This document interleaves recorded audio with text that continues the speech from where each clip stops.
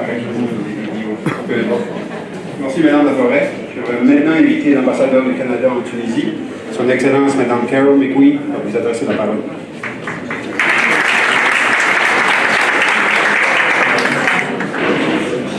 Bonjour Astema, c'est un grand honneur pour moi d'être ici. J'avais quelques larmes aux yeux en voyant un petit peu le hockey et quelques images du Canada. Le Canada me manque et je pense que vous avez vu dans la vidéo comment le Canada est très diversifié, comment les provinces, chaque province a leur particularité. C'est un des grands atouts du Canada.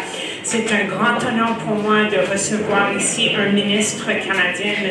Dominique, du Canada, qui est Cardy, qui est le ministre de l'Éducation au Canada, au Nouveau-Brunswick. C'est un honneur de l'avoir parmi nous, toute son équipe qui a travaillé très fort.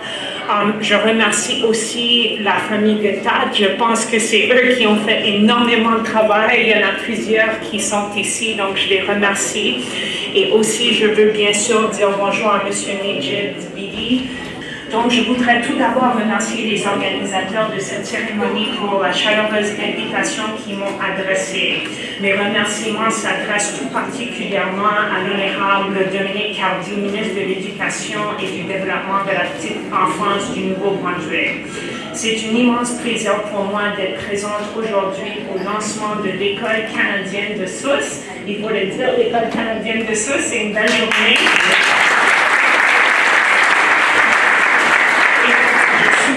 De toucher à l'écran, je m'excuse, et de recevoir cette importante délégation.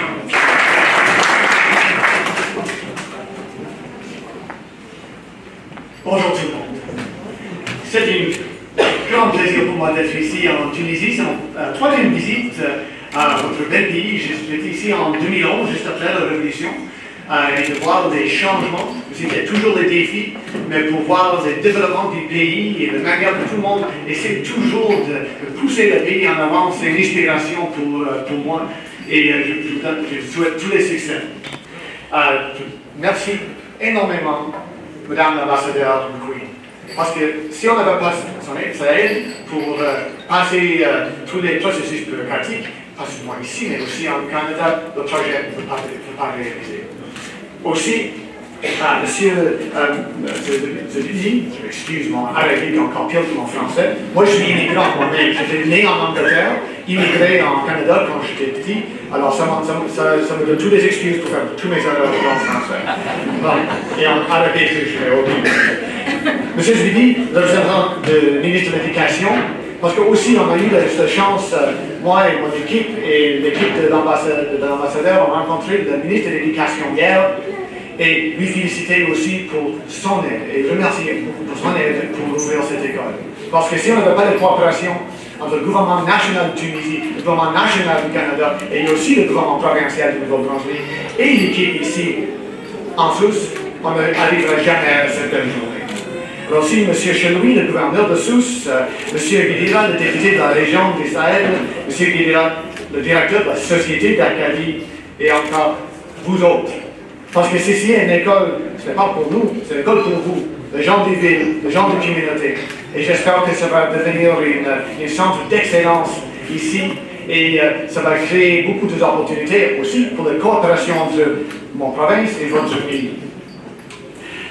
Pour être ici et voir le drapeau canadien, le drapeau de Nouveau-Brunswick, le drapeau d'Acadie, à même côté du drapeau tunisien, ça m'a fait une immense fierté.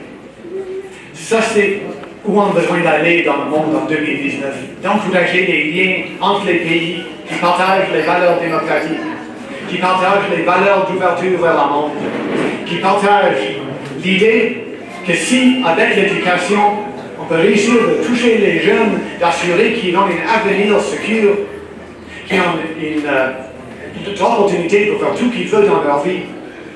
Ça, c'est pour moi l'essence de la liberté, l'essence de la démocratie. Comme j'ai mentionné, ceci est mon troisième visite ici en Tunisie.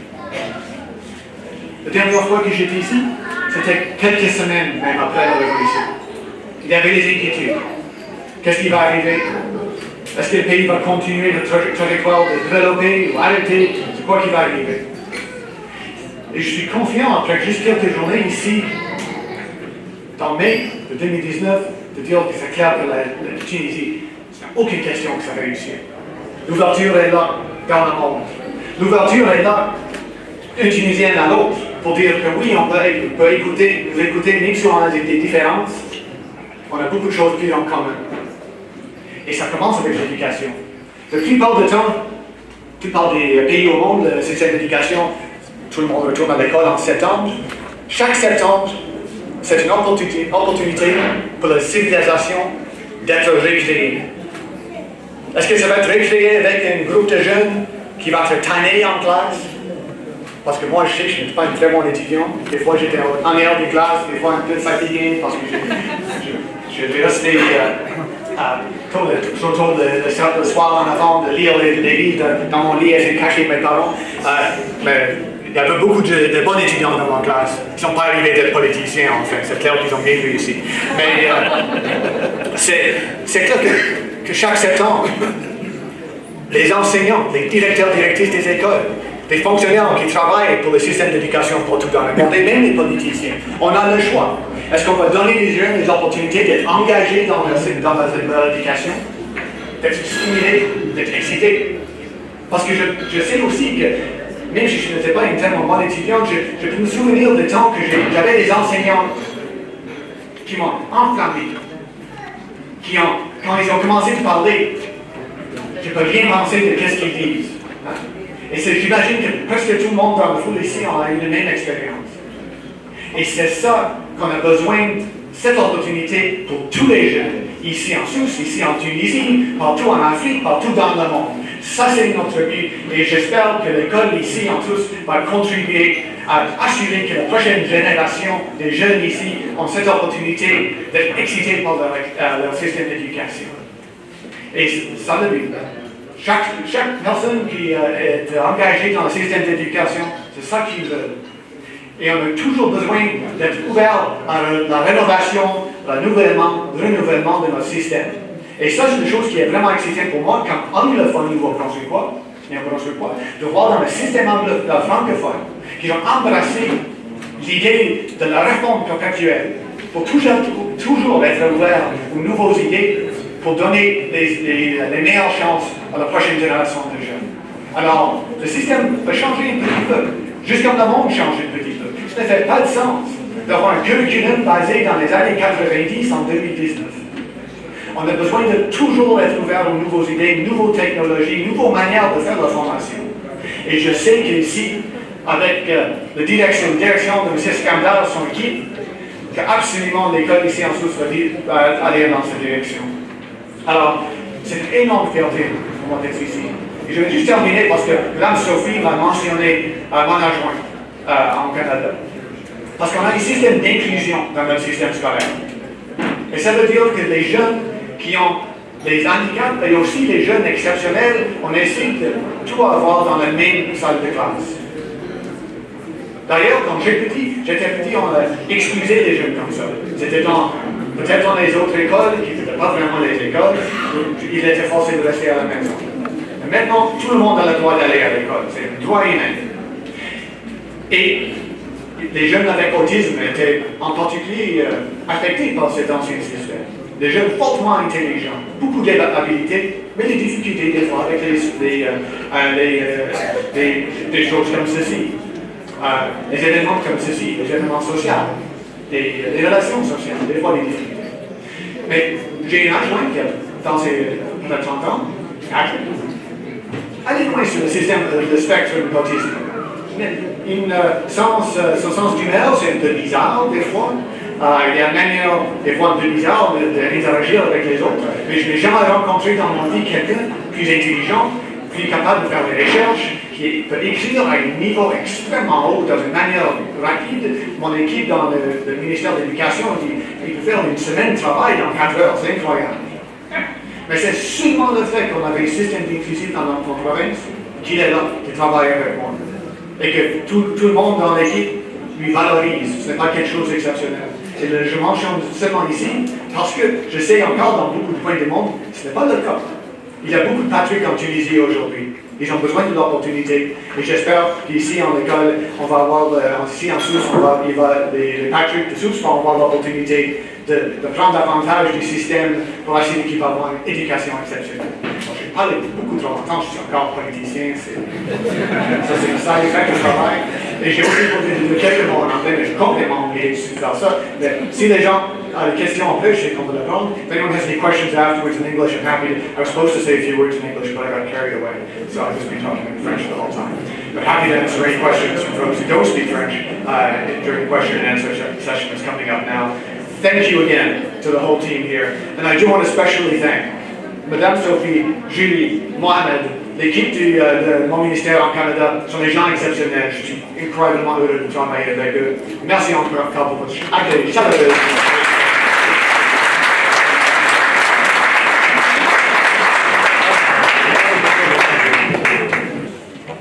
Je tiens à vous exprimer aujourd'hui le grand plaisir du ministre de l'enseignement tunisien et l'émotion particulière que je ressens à l'occasion du lancement de l'école canadienne à Sousse.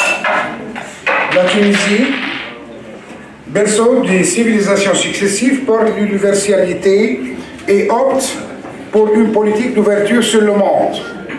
Une ouverture qui joue tout son rôle pour asseoir la diversité. S'ouvrir sur le monde, c'est surtout avancer dans le vivre ensemble. C'est aussi une question de civilisation, d'existence des personnalités individuelles comme celle des peuples. À cet effet, l'humanité a besoin aujourd'hui d'une école forte, d'une école fidèle à sa vocation humaniste, qui développe les compétences de vie et s'ouvre sur les réalités du présent, d'une école capable de relever les défis de l'avenir. C'est dans ce sens que l'école canadienne, en plus du fait de son lancement, est une étape particulièrement importante dans la relation bilatérale tuniso-canadienne, sera un enrichissement notable du paysage tunisien en matière de l'éducation, d'autant plus que le modèle scolaire canadien n'est pas étranger à la Tunisie.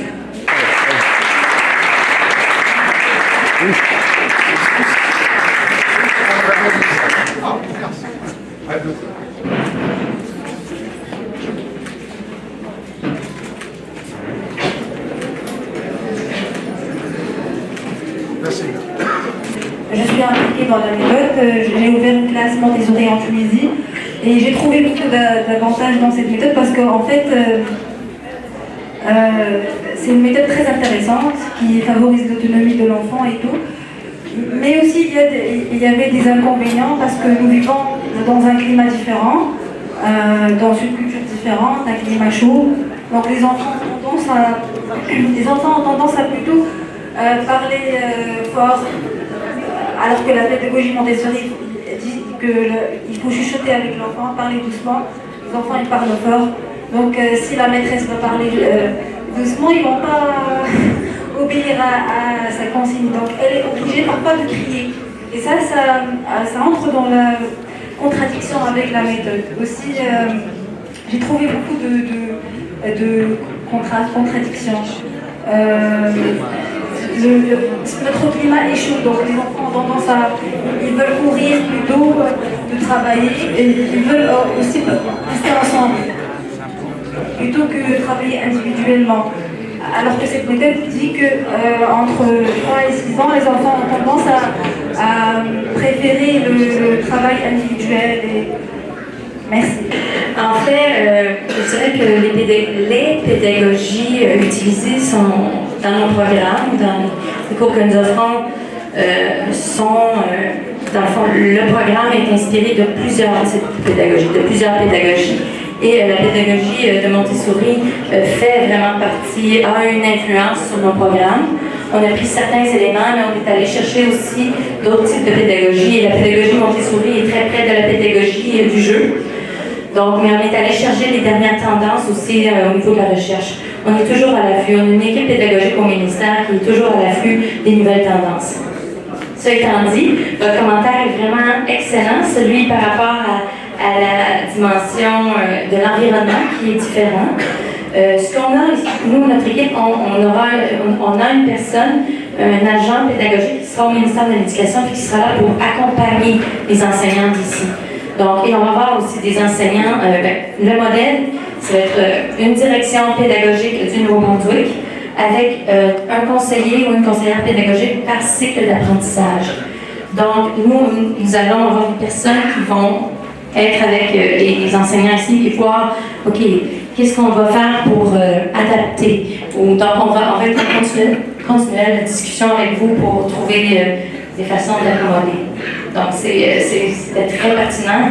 Je suis moi-même enseignante de formation, j'ai enseigné plusieurs années, donc je comprends très bien le point. Merci beaucoup. Donc la place de la langue arabe, est-ce que ça va se limiter uniquement à connaître la langue arabe? Est-ce qu'on devra parler à partir de 3 ans avec nos enfants en français ou bien en anglais pour qu'on puisse communiquer? Ou est-ce que la langue arabe aura une place prépondérante dans le sens où il y aura des apprentissages par rapport à la langue, mais également par rapport à la culture tunisienne, à la culture arabe, et ne pas se limiter uniquement à les petits ABC de la langue? Dans notre négociation avec l'équipe canadienne, nous avons entamé ce sujet-là. Donc la langue arabe va être présente, ça va présenter exactement 6% des apprentissages, c'est-à-dire à l'ordre d'une heure et demie, 90 minutes par semaine.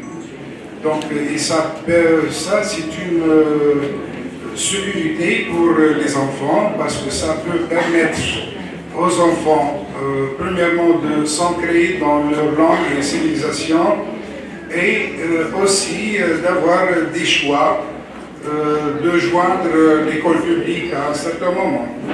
Donc, ce sont des normes internationales dont nous allons pratiquer pour l'apprentissage de la langue maternelle.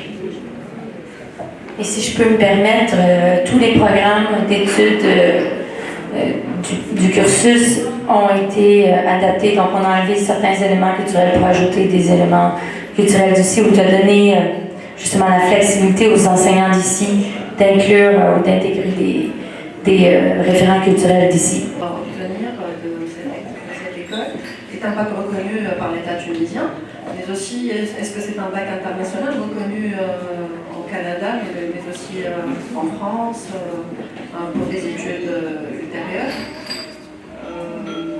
Aussi, je me suis posé une autre question en voyant le programme affiché.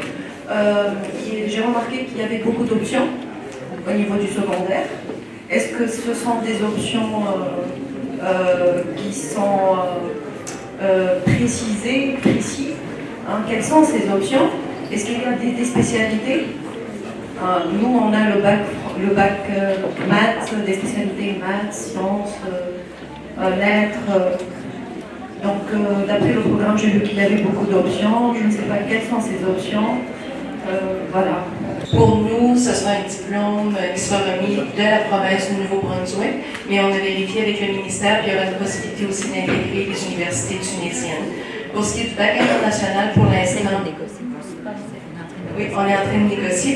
Puis pour l'instant, le bac international n'est pas là sur la table, mais on verra parce que nous, au Nouveau-Brunswick, nos élèves, une fois qu'ils terminent leurs études, peuvent appliquer n'importe où au Canada, aux États-Unis, à l'international. Avec notre bac ou notre diplôme d'études de fin de secondaire est reconnu aussi internationalement, où les élèves font très très bien. Puis on a des gens qui ont été acceptés un petit peu partout à travers le monde. Je ne sais pas si ça répond à votre question. Les options, absolument. On a une longue liste d'options parce qu'il y a tellement de programmes où nos jeunes peuvent aller à l'université ou dans les collèges. Avec nous, on veut leur donner le plus d'options possible. Donc, on a le domaine de l'administration, du droit, les sciences humaines avec l'histoire, la géographie. On a des cours en santé, en sciences pures, avec les arts, les lettres, l'éducation physique. Vraiment, je vous dirais qu'il y a à peu près une quarantaine d'options de la 10e. Oui, puis aussi, oui, des cours pour la 10e année jusqu'à la 12e année, ça fait qu'il y a vraiment un grand éventail.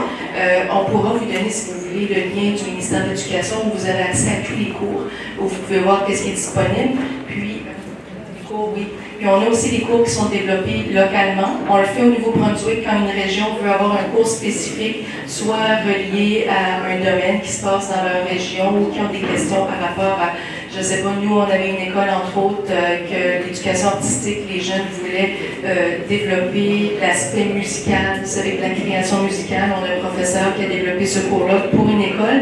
Puis ensuite, ça s'est étendu à toute la province, puis le cours est maintenant donné en ligne à distance. Vous savez que ça aussi, c'est une option qu'on a au ministère de l'Éducation, que certains cours sont offerts à nos élèves à distance. Puis ça peut être aussi pour soit un cours qui n'est pas offert dans leur école, soit que l'élève a peut-être été un petit peu moins rapidement, c'est qu'il a accès à ce cours-là en ligne, ou l'élève qui réussit très bien et qui veut s'avancer dans son cursus peut aussi prendre des cours en ligne. Vous savez qu'on a aussi ces options qui sont disponibles.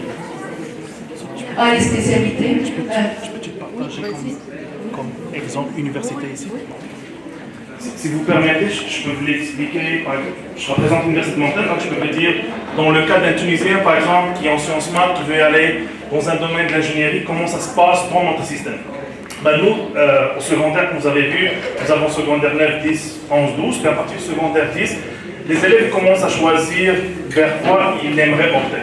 Donc on n'a pas quelque chose qui s'appelle sciences maths, littéraire, ou sciences expérimentales, physique. On a des cours de maths, des cours de physique, de chimie, de biologie, des cours en plus optionnels comme mes collègues ont optionné, comme la comptabilité, l'économie, l'introduction culinaire, des fois l'informatique, donc plusieurs options. Donc quelqu'un qui veut faire l'ingénierie par exemple dans le programme du Nouveau-Brunswick, ben, il va choisir, on a 3 parcours par exemple en mathématiques. Mais le premier cours qu'on va prendre c'est le français, parce qu'on est dans un système francophone, on veut aller dans une université francophone, on va chercher les cours de français de grade 12. Si vous vous rappelez, il y avait ici 411 ou 412. Donc le 411 c'est le premier cours, puis le 412 c'est l'avancé. Après ça, on va aller en mathématiques. Les mathématiques, on a 3 parcours. Le parcours A, B et C. Donc le A, c'est les mathématiques pour les gens à l'équivalent, si on peut dire, littéraire dans le système tunisien ou le système français. Puis le C, c'est pour les mathématiques avancées, l'équivalent en sciences maths, si on peut dire. D'accord? Donc, quelqu'un qui veut y aller en ingénierie, il va opter plus pour le parcours C, qui est les mathématiques avancées, plus les cours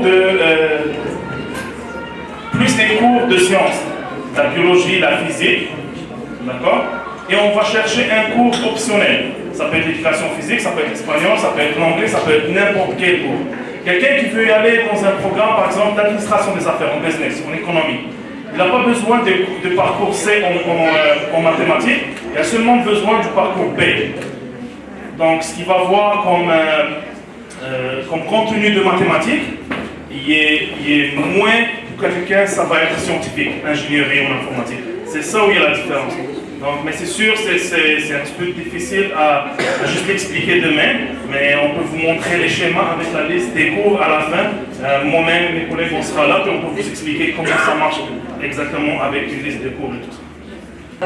Sur le cursus ici à Acadie, par rapport aux universités canadiennes, est-ce qu'ils ont un avantage des bourses pour les étudiants, qui ont excellé, les élèves plutôt, les élèves qui ont excellé, quel est l'avantage pour des études supérieures, par exemple, au Canada? Universitaire canadienne, pas uniquement chez l'Université de Moncton. Donc, lorsqu'on a quelqu'un qui vient d'un système canadien, la reconnaissance des cours et l'intégration, ça devient plus facile. D'accord? Ça, c'est la première chose. Quelle que soit l'université, pas nécessairement juste à Moncton en Acadie. Donc, c'est sûr, les professeurs, même les services d'admission, lorsqu'ils viennent pour évaluer le dossier pour admettre l'étudiant, c'est plus facile. On a toutes les listes des cours dans toutes les provinces, c'est pas quelque chose de nouveau. Les bulletins ne seront pas, par exemple, en arabe, il faut chercher une traduction, comme des petites choses techniques. Pour ce rapport aux bourses, oui, les élèves qui vont graduer de l'école d'Acadie, ils vont avoir des avantages à suivre leur parcours universitaire, par exemple à l'Université de Moncton. Parce qu'on va avoir des surprises que je ne vais pas mentionner tout de suite, mais il y aura quelque chose pour les étudiants de... Ouais. Mais il va y avoir des bourses, puis il va y avoir mieux que des bourses, si on peut dire.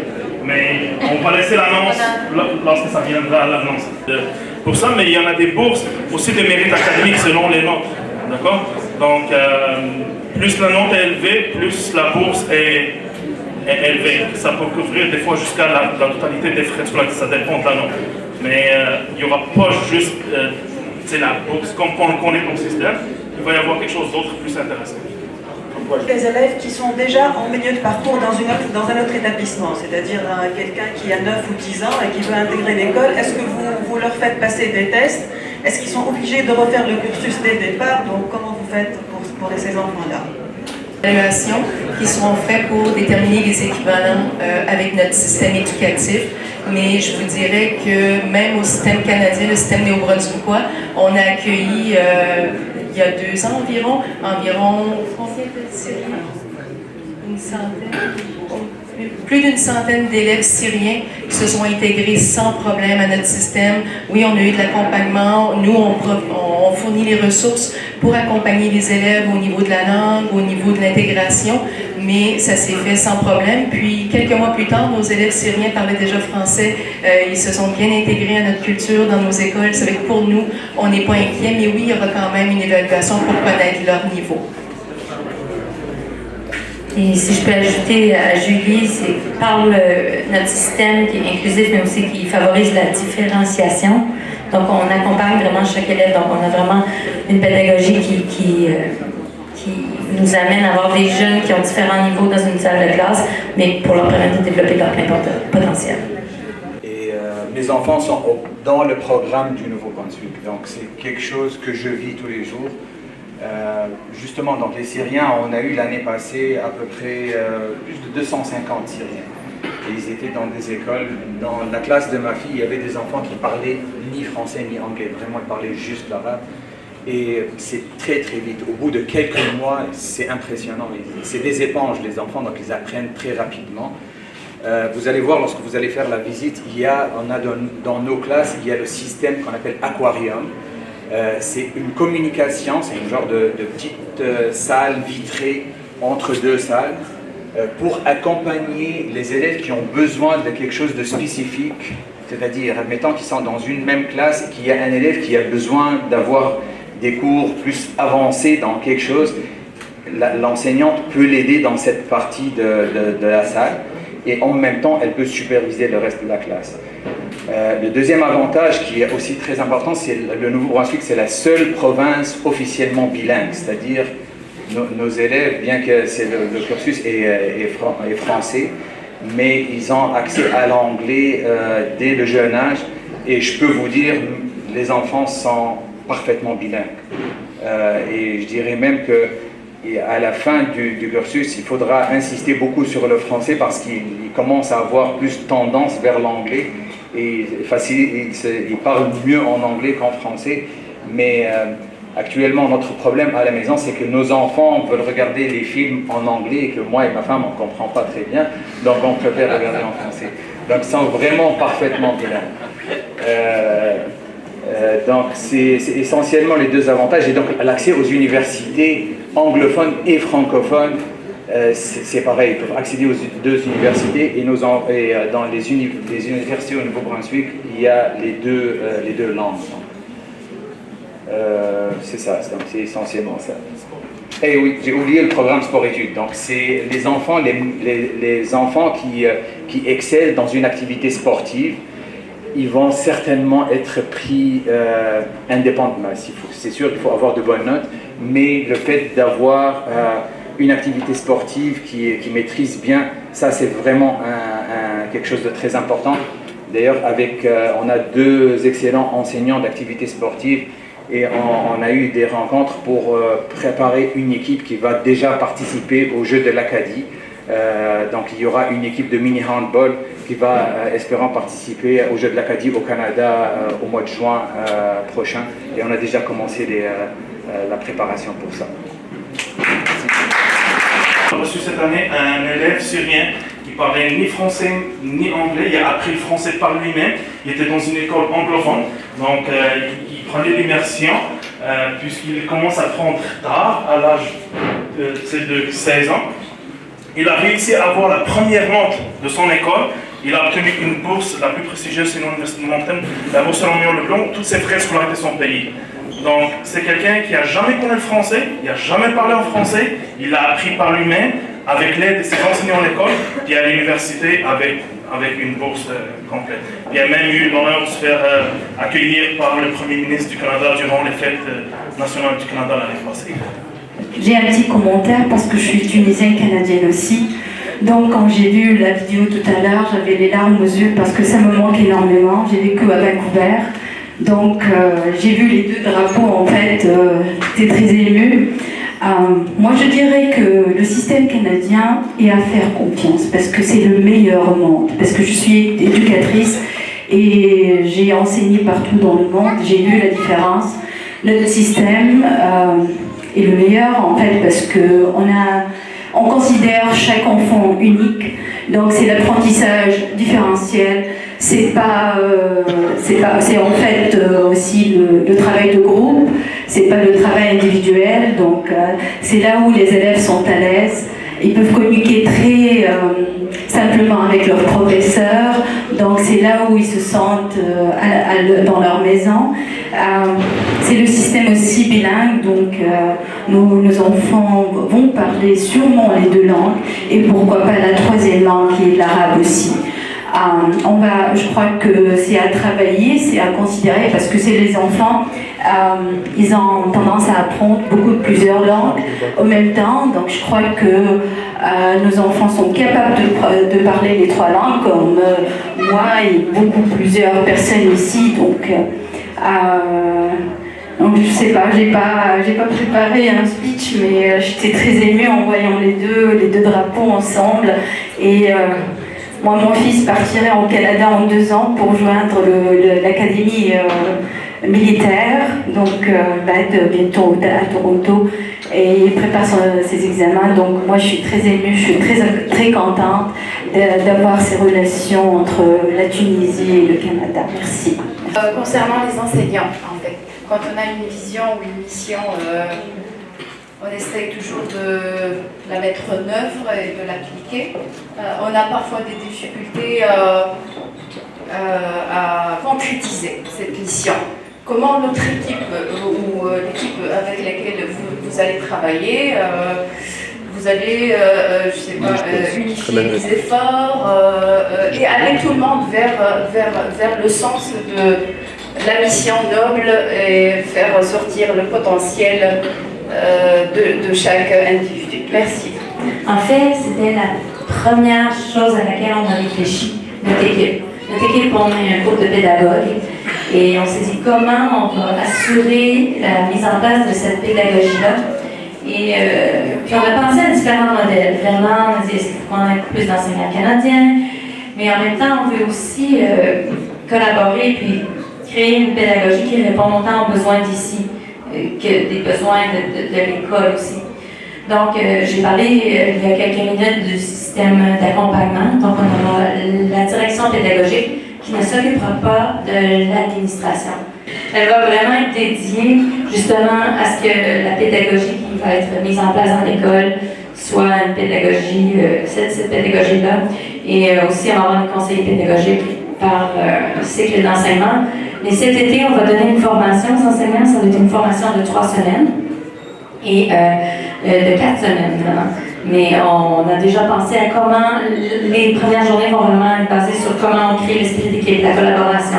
Donc, ce ne sera pas tout de suite sur le contenu pédagogique, ça va être vraiment sur mettre en place une culture d'école et une culture de collaboration au sein de l'école. Et les enseignants les conseillers pédagogiques vont être ici aussi. Et on aura aussi l'accompagnement à distance tout au long de l'année. On va associer chaque enseignant ici ou enseignante à un enseignant dans une école du Nouveau-Brunswick aussi. Donc, il y aura un genre de mentorat. Et c'est ça, on va avoir 3 formations par année, la formation continue et des formations à la carte aussi, selon les besoins de l'école. Donc, vraiment, Notre équipe, je crois que la chose qu'on a plus à cœur, c'est la pédagogie. Et on va tout faire en sorte pour vous accompagner le mieux possible. C'était l'équipe canadienne, mais je m'attendais, Lolo m'a dit, c'est parce qu'ils sont trop modestes. Mais je voudrais vous partager cette information avec vous. C'est que ce moment-là était un moment vraiment historique.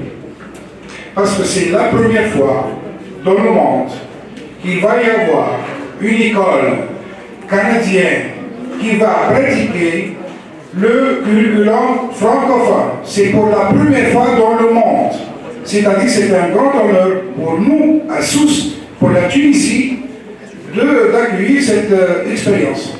C'est-à-dire que c'est un moment vraiment très fort, pour moi, je le ressens, et pour nous tous, pour avoir assisté à ce moment-là. Évaluation, système d'évaluation. Je n'ai pas très bien compris le système des crédits que vous avez avancé tout à l'heure. Donc, comment ça va être? Est-ce qu'il y a des examens à la fin de chaque section, je dirais, donc primaire, secondaire, ou comment ça va se passer? Je n'ai pas très bien compris le système des crédits.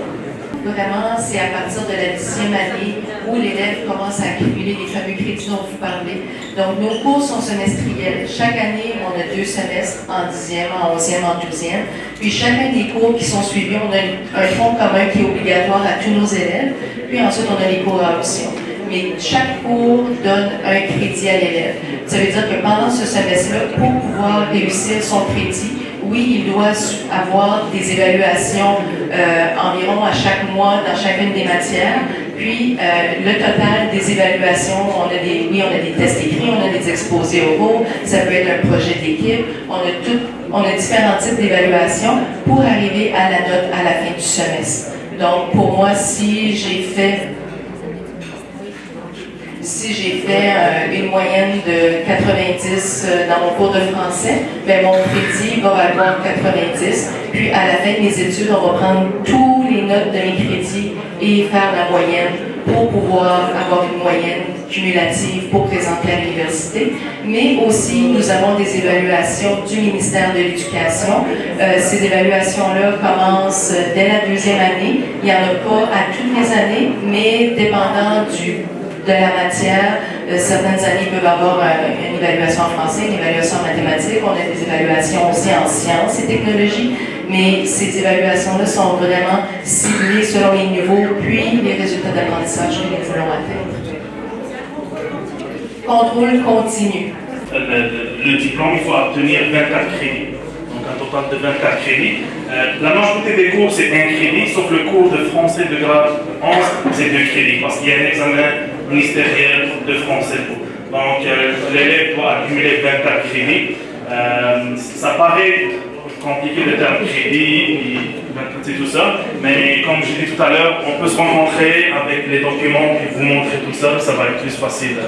Lorsque c'est visionné, ça passe plus vite. Les évaluations du ministère seront les mêmes qu'au Canada, mais nous allons adopter certaines composantes culturelles. Donc, j'aimerais juste revenir sur le corps enseignant, je n'ai pas saisi l'information. Est-ce que ça va être uniquement des Canadiens qui vont enseigner ou bien des Tunisiens qui vont faire des formations par rapport à la pédagogie canadienne? Et il va y avoir une collaboration, peut-être bien double enseignant pour chaque session. Mais en fait, c'est vraiment le modèle d'avoir des enseignants d'ici, tunisiens essentiellement, avec des conseillers pédagogiques canadiens qui vont aller dans les salles de classe avec les enseignants tunisiens pour modeler, pour aider. Des fois, ils vont enseigner des cours pour que les enseignants planifient ou peu importe. Mais c'est vraiment un modèle comme celui-ci. Et peut-être, je sais que M. Scandard a fait du recrutement un peu, vous pourrez en parler.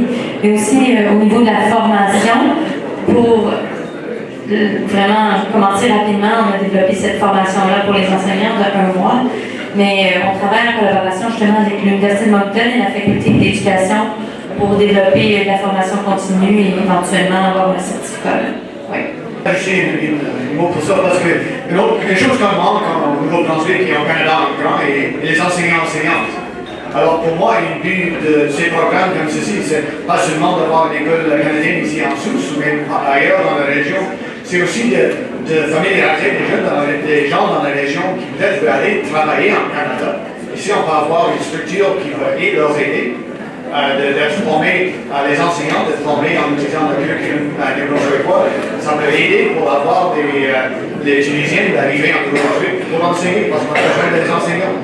Parce que ceci n'est pas seulement pour moi, comme ministre, un système d'échange avec le système public en Brunswick et une école privée ici en Tunisie. C'est aussi d'ouvrir les portes de collaboration entre le pays et la province, pas seulement pour les élèves, mais aussi pour les enseignants. Alors j'espère qu'en futur, on va poursuivre ces idées. On a déjà eu une discussion préliminaire avec le ministre de l'Éducation tunisienne hier, qui va continuer davantage. Depuis, vous êtes tous invités à rester pour un goûter pendant qu'on s'absente pendant quelques minutes. Vous avez la chance de visiter un petit peu les emplacements avant de partir. Et nous serons de retour sous peu pour circuler dans la salle et répondre à toutes les questions.